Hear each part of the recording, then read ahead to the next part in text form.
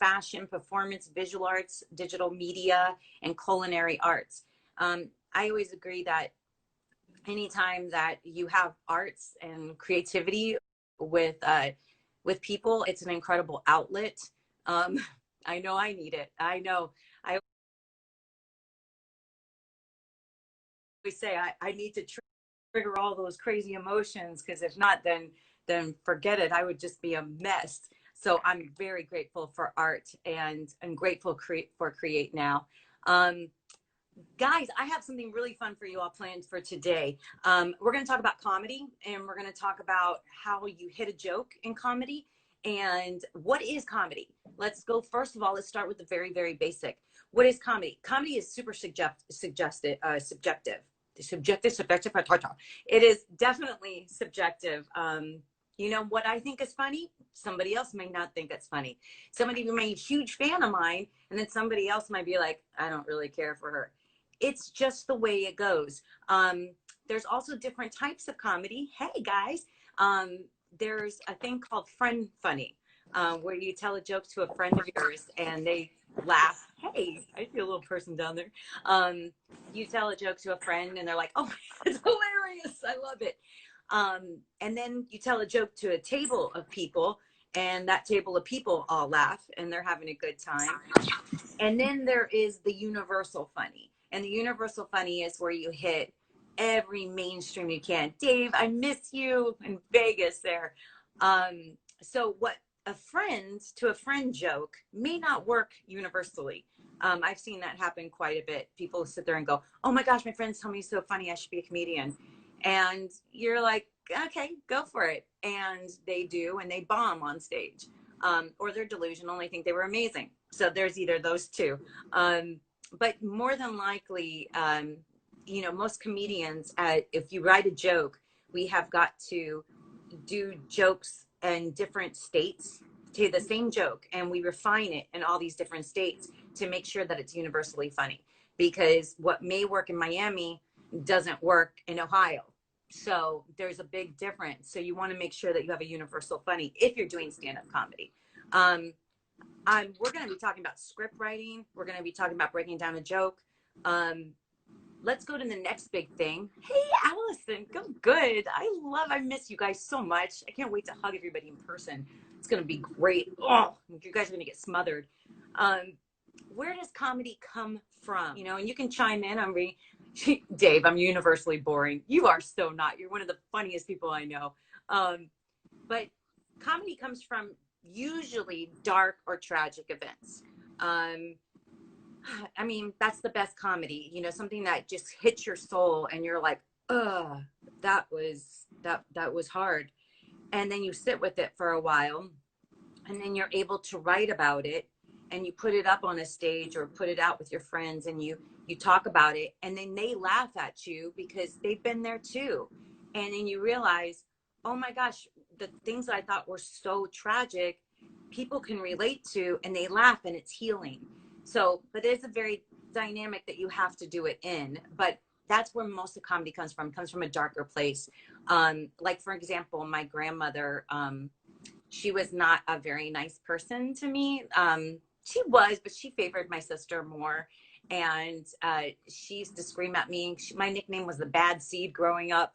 So yeah, and Chase even said after he got a divorce, I'm reading the comments, he developed a drinking problem, and I became exponentially funnier. Yes, that happens. That happens sometimes too. I don't recommend it to the kids, but but yes.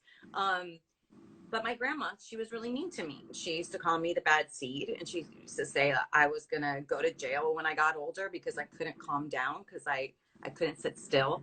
And so as a kid, I didn't know how to deal with that, someone being mean to me. And so I just started humping her leg. I just started humping her leg like a little, like a chihuahua on a person's leg. And she started laughing so hard, and like she would be like, you are so weird, get off me, like just get off. And that's when I realized there was power in laughter, that people leave you alone if you make them laugh. They look at you differently. Their perspective changes immediately on you. So that's where one of my favorite jokes came from. I call it spread peace, where I put my hand on someone else's mouth and I start humping them when they're mean. And I go, shh, be quiet. You don't know me. Just take it. And we spread peace that way. Dave says my comedy comes from my utter disgust of people. Yes, that is another way to find comedy too, is to see somebody and they're so mean to you and you just find a way to make it funny. And you can laugh about it, and it's so healing. Moving on to types of comedy. There's all different types of comedy. I mean, mainly I find that there's 3 types of comedy. There's grounded comedy, there's sketch comedy, and then there's cartoonish comedy. So for example, let's say I was a Latin dance instructor. Then I'm doing a role for like a grounded Latin dance instructor. So this would be a grounded way to deliver comedy. It would be, I love to dance. Very, very just, she loves to dance. Very grounded in reality. It's a very real character that you would meet on the street or in a dance studio. Then you can go to sketch comedy, which I'm sure some of you guys know me from. If you were a fan of a show called Mad TV that was on Fox, I was on that show, always in wigs and, you know, being all crazy and stuff. But sketch comedy would be a little amped up. So that same character, the Latin dance instructor, would be, I love to dance. So you bring that energy up just slightly, a little bit more, and make it a little more animated with your body. So that becomes more sketch. Now, the third type of comedy would be cartoonish comedy. So that's something like if you were doing a show for Nickelodeon or Disney and they want big animated comedy, then you would take that same line as a dance instructor, the Latin dance instructor, and be like, I love to dance. So you really go big with it, with your body and with your face, and you have really a lot of fun. So that's your 3 different types of comedy. So know your type of comedy when you're going out for an audition, or if you're going to do a play, or if you're going to do anything, say, is this grounded, or is this sketch, or is this cartoonish? So that's a way to factor out too, breaking down scripts and stuff. Oh, hey, Tim, how you doing? Working on some comedy here. Another type of thing I want to do with you guys too is script writing. When you get a script, you have got to find a way to make it funny. Comedy comes in 1s, 3s, and 5s. So I don't know if all you guys know that, but the way the brain works is 1, 3s, and 5s, meaning that you can say a one-liner and people will laugh, or you can say a 1 line, 2 lines, 3rd line is the twist and people will laugh. And also the same thing with 5s. I'll give you an example and I'll break it down. So if you have a pen and a piece of paper, write this down. It's very simple. And it comes, either comedy will come in 1, 3s, and 5s, or it will be in rhythm. And I'll give you an example of rhythm as well. But here we go with the script. I want you to write this down. And this is like something really plain and stupid. I interviewed a lady for a job. So write that. I interviewed a lady for a job. She was wonderful, but she doesn't speak English. So I interviewed a lady for a job. She was wonderful, but she doesn't speak English. Okay, just really kind of boring, right? So you get the script and you're like, what do I do with this? Like, I don't know what to do. How do I make this funny? So the 3rd line is the twist. So you have to find a way to twist that 3rd line. For example, I interviewed a lady with a job. Yeah, she was wonderful, but she doesn't speak English. So you twist it. So, and then an example is like if you wanted to set up those lines, it would be like a family has a market and all the kids are grown up, they're going to college and they're interviewing people. And so this woman comes in for an interview. So just sort of backstory, because you always want a little bit of a backstory. So let's try it again with a different twist. I interviewed a lady for a job. She was wonderful, but she doesn't speak English. That's more cartoony. So but it still gives you the joke without going, those lines are super funny. You can make it with your face. You can twist it like just with your voice. You can change it to make it funny. So these are just like some little secret tips. Here comes in fives. So in addition to writing that down, that I interviewed a lady for a job, but she was wonderful, but doesn't speak English. The next line would be, or Spanish. And then the next line would be, and not very good at charades. So write those down so you can see them. So let's try that. So how do you make that funny? Hey, Jill. How do you make that funny? I interviewed a lady for a job, and she was wonderful, but she doesn't speak English or Spanish, and she's not very good at charades. See how the fifth line, so the third line changed and the fifth line changed. And that's how you can get a laugh in there. So again, not a very funny script, right? You're like, that's not good. But you're able to make it funny by twisting that third line and then twisting the fifth line. But make sure whatever you do with the third line, you do with the fourth line as well. So then the fifth line, when the twist happens, then it's in your face and it's funny. One line is also very funny too.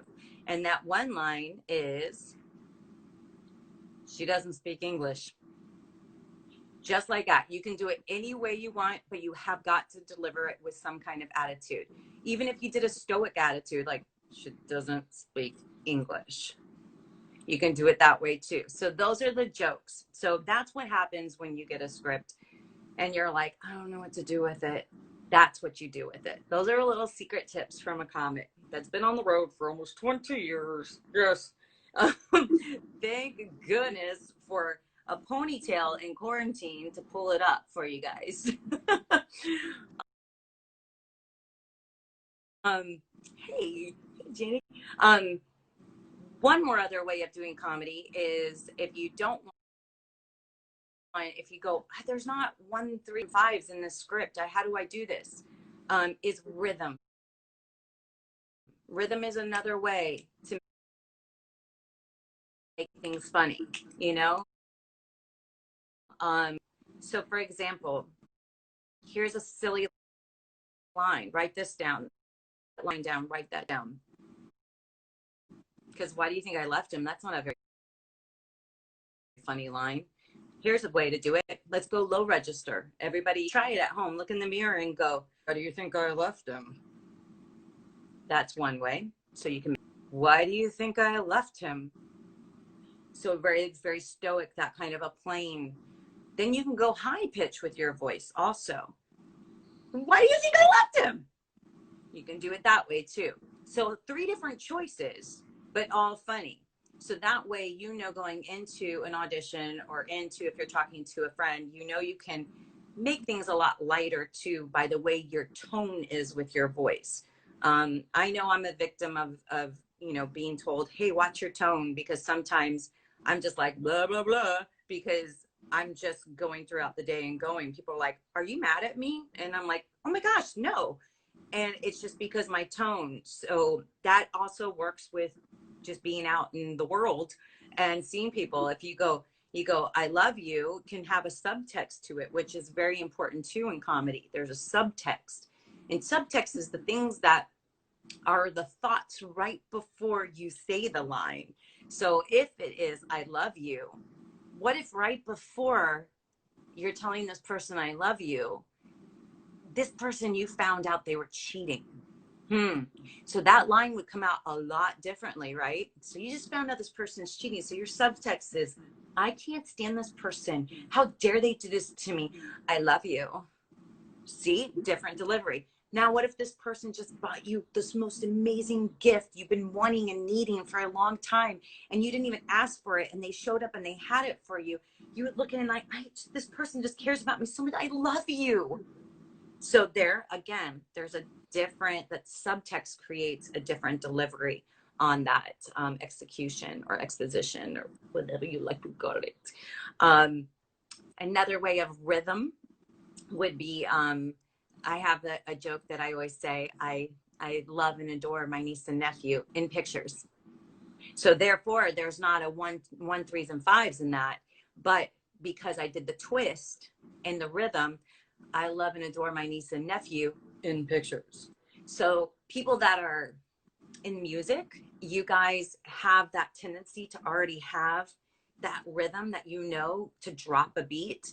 And that's the same thing with comedy. You know, like da, da, da, da, da, da, da, boom, so you can drop that beat. So that being said, you guys have been just awesome. I think Create Now is an incredible organization. To some of you guys out there that have tuned in, and I look forward to working with you guys in person. And I really appreciate this opportunity to share, my thoughts and my experience, and maybe bring a little light and ease into people that are wanting to get into the entertainment business and wanting to become comedians. Thank you for those hearts. I appreciate it. Jill, you're amazing. Your organization is phenomenal, phenomenal.